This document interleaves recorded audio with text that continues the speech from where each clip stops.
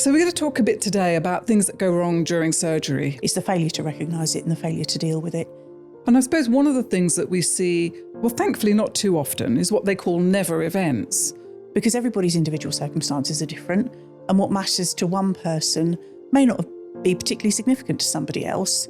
Operating on the wrong patient, and we have occasionally seen that. There may or may not be a claim, but they won't know unless they ask the question. And so if someone suffered an injury following an operation, what sort of things could they claim for?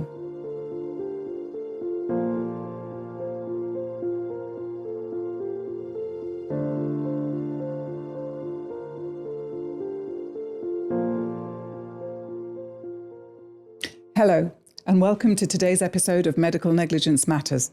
Today we're going to be talking about surgical errors. And with me, I've got my colleague and good friend, Corrina Mottram. Hello, Corrina. hello.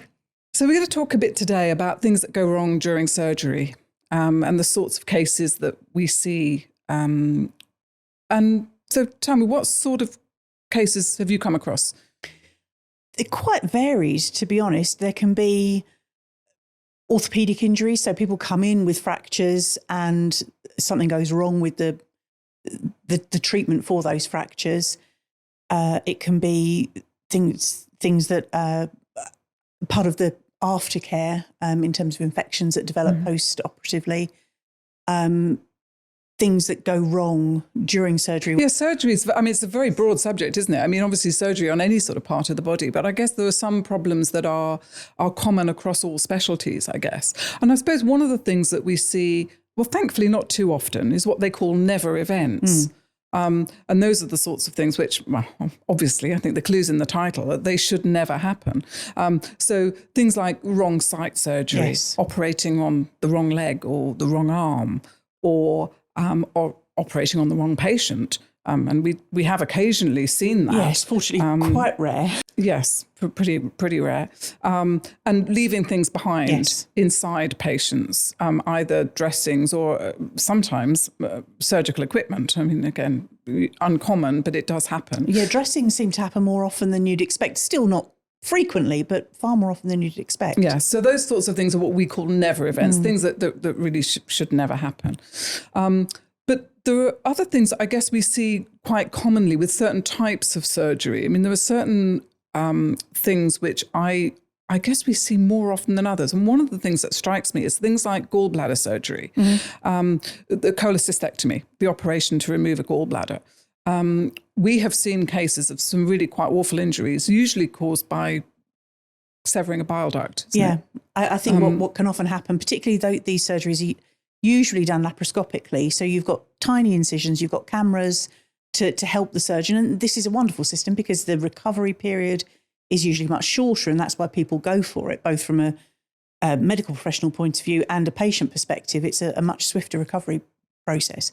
But the surgeon can't see everything perfectly. They don't have a 360 view of what's going on. The field of vision is narrower, isn't it? And also, I guess that the using of the instruments laparoscopically is a skill that needs to be developed over time. Absolutely. It's such precision work. Yeah. And I think the making sure that you've got the right vessel, that you're clipping the right thing and not the wrong thing, is vital. Yeah, cutting the wrong thing or clipping the wrong thing. And I think I've heard experts say that the key thing is you've got to be able to identify all the anatomy very clearly. And if you're in doubt, don't cut. No, that's right. I think you have to be able to you see everything. You can label everything for yourself before you start cutting anything.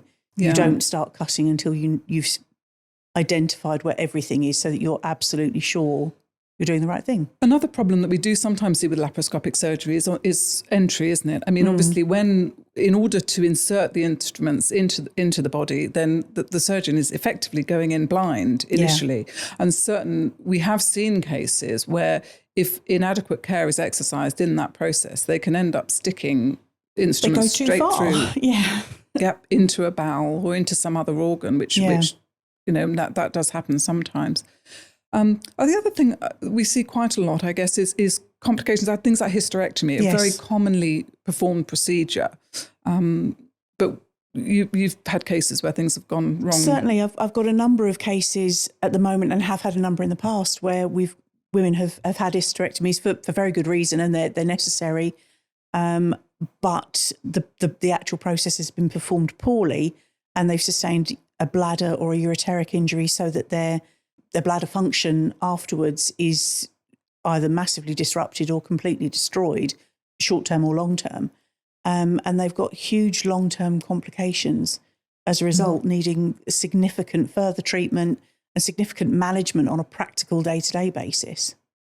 And of course, on occasion, sometimes the injury to something like a structure like the ureter can be unavoidable if there's a history of a malignancy, a cancer, or repeated surgery.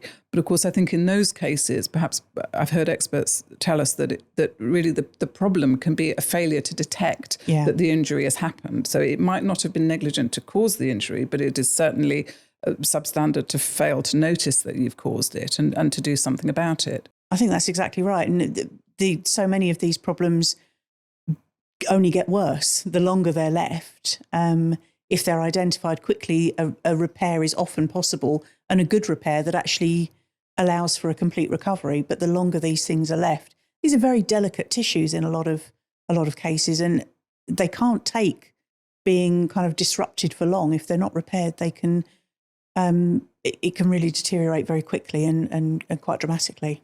And what about infection? I mean, that is something that a lot of clients come to us concerned about. And does infection give rise to a claim? Well, it's one of those quite finely balanced situations. Post-operative infections are a recognised complication. You're having to open up the body, you're having to insert instruments. It's inevitable that there is a risk of infection, and that in itself will rarely give rise to a claim. What can give rise to a claim is the failure to deal with the infection in a proper and timely manner. As with so many of these situations, it's not necessarily the initial event that's the problem, it's the failure to recognise it and the failure to deal with it. And if surgical infections go untreated for long, depending on where they are and depending on what they're infecting or what they're affecting, the consequences can be quite severe and can lead to long-term, lifelong problems for the patient. Mm-hmm. Another complication that we do see sometimes is hemorrhage, isn't it? Or post-operative bleeding, which of course sometimes can then lead into infection. But and again, I think that is something that bleeding in itself is a complication of any sort of surgical process, isn't it? If you cut the body, it's going to bleed, and surgeons obviously will do their best to control that. But sometimes there can be, if they fail to take proper steps to control that bleeding during the procedure, then it can continue afterwards. And if that isn't picked up, then again, that can be very serious. That's right. That can lead to long-term organ damage, and again, a very significant problem for the patient, either in the short term, but sometimes for the long term. Yeah, I think actually thinking about recognised complications, I suppose it might be worth mentioning a little bit about consent, isn't it? Because obviously any patient who's undergoing surgery has to give their consent and is asked to sign a consent form before the procedure starts. And it can be quite a fine balance to the difficulty between terrifying a patient by giving them warnings of all the awful potential things that could happen and actually giving them enough information to enable them to make an informed choice as to whether or not the procedure should go ahead.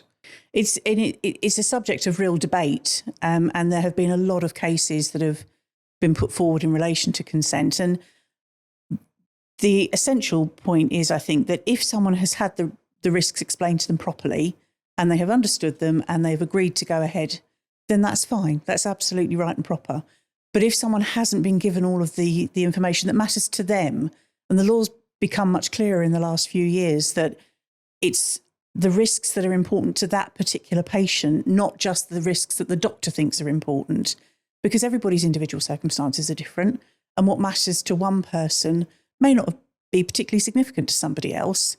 And the doctor needs to understand what matters to that patient and give that patient the opportunity to consent to the risks that will affect them in their life, not what the doctor thinks might matter. That's right. It has to be tailored to the individual. And not to the population as a whole. Yeah, I think that's very important. And if somebody thinks that they have suffered an injury as a result of some sort of surgical process, how should they go about following that up? They should contact a medical negligence specialist solicitor. There may or may not be a claim, but they won't know unless they ask the question. And I would say always get in touch with a specialist, get some initial advice, and if we can help you, we will. So if someone suffered an injury following an operation, what sort of things could they claim for? Well, there's a claim for the actual injury itself, so for the pain and suffering, the physical and any psychological injury they may have suffered. There's also compensation for the financial losses. That might be loss of earnings if they haven't been able to go to work for a while, care. They may need further treatment, and we can obtain compensation to enable them to get that treatment on a private basis so that they can have it at a time and place of their choosing and their convenience, rather than having to wait for it on the NHS. There can be compensation to cover things like physiotherapy if they need that, or any other medical therapies, additional medication costs, anything like that. There's a whole gamut of elements to forming a compensation claim like that. I think the idea of compensation is, I think, as we've touched on in other episodes, the idea is that the individual should be put back insofar as they can be in the situation they would have been in if the injury hadn't been suffered. Of course, often the physical harm, the psychological harm can't be undone, but some of the financial losses can be compensated for. So the sort of cases involving surgical errors can cover a vast sort of gamut of different injuries, extensive injuries. I mean, some cases, thankfully, result in a fairly limited extent of injury. I mean, and hopefully in those cases, if a client makes a full recovery, then the compensation may be fairly limited. Isn't that right? I mean, you'd get pain compensation perhaps for the pain and suffering inconvenience, but not necessarily, any lifelong continuing problem. That's right. So in those sorts of cases, you might get something for, I think I mentioned a minute ago, some physiotherapy, and that may only be half a dozen sessions just to get whichever body part is up to full strength or as near full strength as possible, so that you can then carry on and never have to think about it again. And that is worth a huge amount to people, just having that little bit of help. But then there are other cases where certainly I've dealt with cases where patients have had an amputation as a result of surgical error, and they may need lifelong physiotherapy input. They may need lifelong prostheses, private prostheses, rather than the NHS prosthetics that you can get, which are, of course, functional, but not as adaptable and yes, useful on a day-to-day basis. And adapted accommodation, of course. And those sorts of cases, of course, those sorts of losses could amount to several £100,000. Yes, and those cases can be multi-million in the end, once you add in everything that needs to be factored in. Well, thanks, Corrina. I mean, surgical errors is such a huge field, and I think we could keep talking about it all day, and I'm sure we will come back to it in future episodes. But for now, thank you very much. It's lovely to be here.